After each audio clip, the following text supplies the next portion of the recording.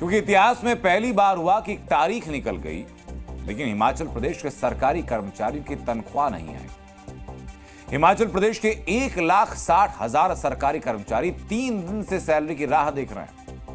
अपने साथियों से फोन पर बात कर रहे हैं, पूछ रहे हैं कि भाई तुम्हारी सैलरी आई कि नहीं आई। और तनख्वाह छोड़िए, 1,36,000 पूर्व कर्मचारियों की पेंशन तक नहीं आई है।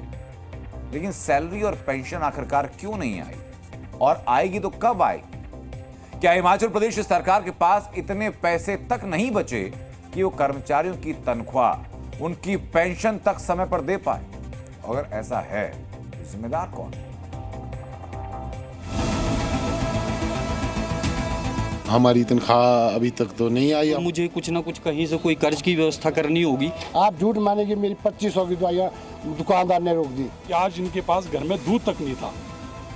3 तारीख भी निकल गई, सैलरी की बाट जो रहे हिमाचल प्रदेश के सरकारी कर्मचारी समझ नहीं पा रहे हैं कि आखिर ऐसा क्या हो गया कि अभी तक सैलरी क्रेडिट नहीं हुई। पहले स्टेटमेंट आती है विधानसभा से, सदन से या प्रेस के माध्यम से कि हिमाचल की वित्तीय स्थिति बहुत ही खराब है। 1-2 दिन बाद स्टेटमेंट आती है नहीं वित्तीय स्थिति तो ठीक है। और स्पष्ट हमें नहीं लग रहा, पता ना अधिकारी बता रहे हैं ना संबंधित विभाग बता रहे हैं ये क्या कारण हुए, किस तरह पैदा हुए, या कर्मचारियों को पहले आगाह किया जाता।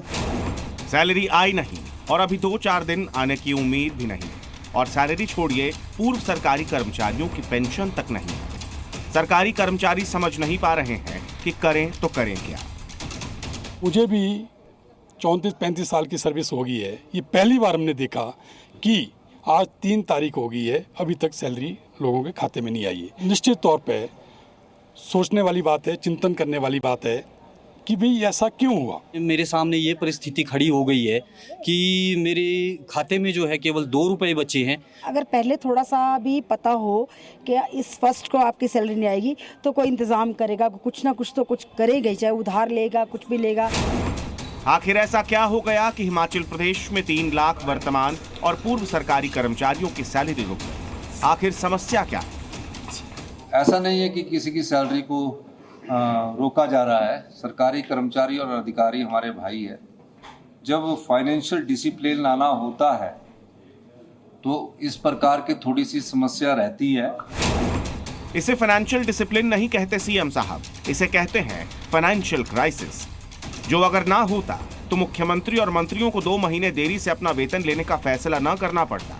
सार्वजनिक उपक्रमों के अध्यक्ष उपाध्यक्षों का वेतन भत्ते भी अगले 2 महीने की देरी से देने का फैसला न किया गया होता। ये बताता है कि सुक्खू सरकार के राज में हिमाचल सरकार का खजाना कितना ज्यादा सूख चुका है। हिमाचल प्रदेश बहुत गंभीर आर्थिक संकट के दौर में से गुजर रहा है और जो मुख्यमंत्री बार बार इस बात को कहते हैं कि कभी कहते हैं संकट है आर्थिक रूप से, लेकिन कभी बोलते हैं कि संकट नहीं है, 2027 तक हिमाचल पूरे देश का सबसे समृद्ध राज्य बनेगा। तो इसलिए हास्यास्पद स्थिति है। हिमाचल प्रदेश में सैलरी का संकट कितना बड़ा है इसका अंदाजा इस बात से लगाइए कि हिमाचल प्रदेश को हर महीने सैलरी और पेंशन के लिए 2000 करोड़ रुपए चाहिए होते हैं। इसमें से 1200 करोड़ रुपए सैलरी और 800 करोड़ रुपए पेंशन के रूप में दिए जाते हैं। लेकिन सुक्खू सरकार के पास इतना भी पैसा नहीं है कि वो अपने कर्मचारियों की सैलरी तक दे पाए। क्या वाकई हिमाचल प्रदेश की वित्तीय स्थिति इतनी खराब है या सुक्खू सरकार की नीयत खराब है? संदीप सिंह, शिमला, जी मीडिया। आखिर हिमाचल प्रदेश में तनख्वाह का संकट कैसे पैदा हो गया? ये सवाल सबसे बड़ा है। क्या ये मुफ्त की उन रेवड़ियों की कीमत है जो हिमाचल प्रदेश के सरकारी कर्मचारी चुका रहे हैं? सुक्खू सरकार ने हिमाचल प्रदेश के 1,36,000 पूर्व कर्मचारियों के लिए पुरानी पेंशन स्कीम लागू की। सरकारी खजाने पर सालाना 1,000 करोड़ रुपए का भार पड़ा। सुक्खू सरकार ने हिमाचल प्रदेश की हर महिला को 1,500 रुपए देने की स्कीम शुरू की। सालाना खर्च 800 करोड़ रुपए है। ये मुफ्त की वो रेवड़ियां जिसका फायदा कांग्रेस को हुआ और खामियाजा अब हिमाचल प्रदेश भुगत रहा है। पुरानी पेंशन छोड़िए, पेंशन ही अटक चुकी है।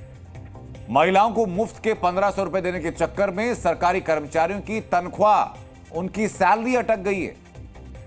और इन सब के बीच सीएम सुक्खू से जब पूछा गया कि इसके लिए जिम्मेदार कौन है, तो उन्होंने पिछली सरकार पर ठीकरा फोड़ने के चक्कर में क्या कहा, आप सुनेंगे तो हैरान रह जाएंगे।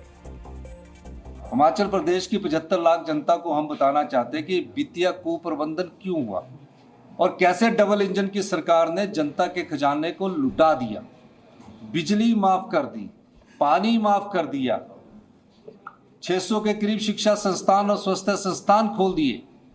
इन सब चीजों को अगर वो चर्चा लाएंगे, नहीं लाएंगे तो हमारे द्वारा चर्चा लाई जाएगी और हम जनता को बताना चाहते हैं, हम जनता को जागरूक करना चाहते हैं। यानी हिमाचल प्रदेश के मुख्यमंत्री कह रहे हैं कि बीजेपी की सरकारों में जो स्कूल खोले, कॉलेज खोले, अस्पताल खोले, उन स्कूल, कॉलेज, अस्पतालों की वजह से हिमाचल प्रदेश की माली हालत खराब होगी। अब ये गजब है नहीं है, ये आप खुद तय कीजिए। जी न्यूज़।